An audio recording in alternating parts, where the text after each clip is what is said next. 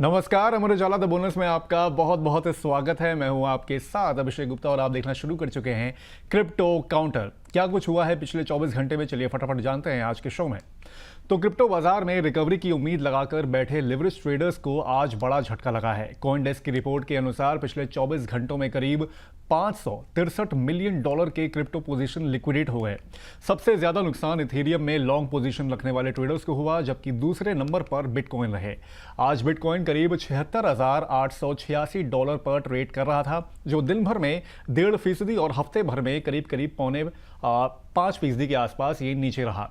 Ethereum $2,109 पर पहुंच गया, जिसमें 24 घंटे में 3.1% और हफ्ते भर में 9.2% की गिरावट यहां पर दर्ज की गई है।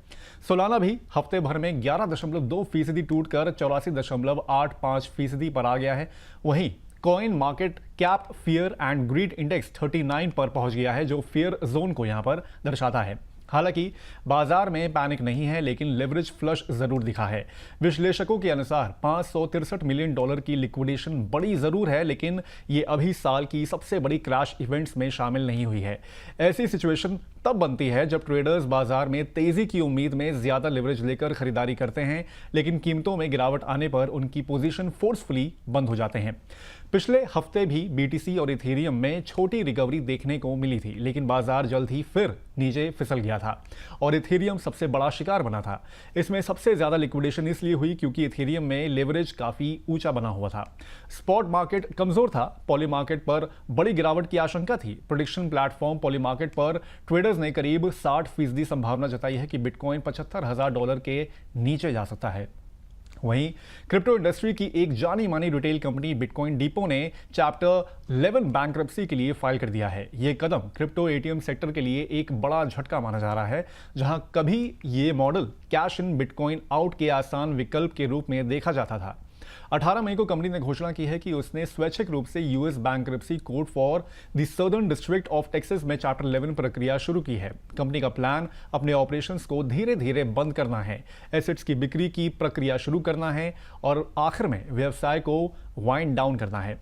बिटकॉइन डिपो का बिटकॉइन एटीएम नेटवर्क पहले ही ऑफलाइन किया जा चुका है। वैसे क्रिप्टो एटीएम नेटवर्क का तेजी से पतन भी हुआ है। कभी ये नेटवर्क क्रिप्टो एडॉप्टेशन का सबसे आसान तरीका माना जाता था, जहां लोग कैश देकर सीधे बिटकॉइन खरीद सकते थे, लेकिन समय के साथ ये मॉडल दबाव में आ गया। बढ़ते फ्रॉड और स्कैम केसेस, कड़े कंप्लायंस नियम, कानूनी दबाव और घटती मांग ने पूरे क्रिप्टो एटीएम बिजनेस मॉडल को कमजोर कर दिया। बिटकॉइन डिपो ने बताया है कि ट्रांजैक्शन वॉल्यूम में कमी, कड़े रेगुलेशन, बढ़ती कंप्लायंस लागत, लिटिगेशन और कानूनी खर्चों में बढ़ोतरी गिरावट के पीछे की बड़ी वजह रहे हैं। Crypto ATM business model high fees और फिजिकल कियोस्क पर निर्भर था, जो अब तेजी से टिकाऊ नहीं रहा है। वहीं गार्डन फाइनेंस को एक बड़े सुरक्षा हमले में करीब $11 मिलियन का नुकसान हुआ है। यह घटना उस समय सामने आई जब एक कॉम्प्रोमाइज्ड सॉल्वर ने प्लेटफॉर्म से फंड्स निकाल लिए। कंपनी ने बाद में स्टोलन फंड्स की वापसी के लिए 10% बाउंटी देने की घोषणा की है और साथ ही एक्सप्लॉइट के तरीकों को समझने के लिए सुरक्षा विशेषज्ञों की यहां पर मदद की मांग की है। दरअसल ये अटैक गार्डन फाइनेंस के सॉल्वर मैकेनिज्म को टारगेट करके किया गया। क्रॉस चेन ब्रिजेस में अलग अलग ब्लॉकचेन्स के बीच एसेट्स ट्रांसफर किए जाते हैं। सॉल्वर्स वो मिडिल लेयर होते हैं जो ट्रेडर्स को मैच और एग्जीक्यूट करते हैं। इसी सिस्टम में कमजोरी का फायदा उठाकर फंड्स निकाले गए। इस बीच गार्डन फाइनेंस ने कहा है कि यूजर्स डिपॉजिट सुरक्षित रहे हैं, यहाँ पर सेफ रहे हैं, केवल प्रोटोकॉल की ऑपरेशनल इंफ्रास्ट्रक्चर जो है वो प्रभावित हुई है। लेकिन इस बयान के बावजूद सिक्योरिटी को लेकर गंभीर सवाल खड़े हो गए हैं। असली सवाल एक्सटर्नल अटैकर या इंटरनल फेलियर को लेकर है। सिक्योरिटी एक्सपर्ट्स का सवाल यह भी है कि क्या कॉम्प्रोमाइज्ड सॉल्वर कोई इंडिपेंडेंट थर्ड पार्टी था या ये गार्डन फाइनेंस की इंटरनल इंफ्रा का हिस्सा था। अगर ये इंटरनल सिस्टम का हिस्सा निकला तो ये की मैनेजमेंट फेलियर और ऑपरेशनल सिक्योरिटी कमजोरी को दर्शाएगा, ना कि किसी एक्सटर्नल हैकर अटैक को।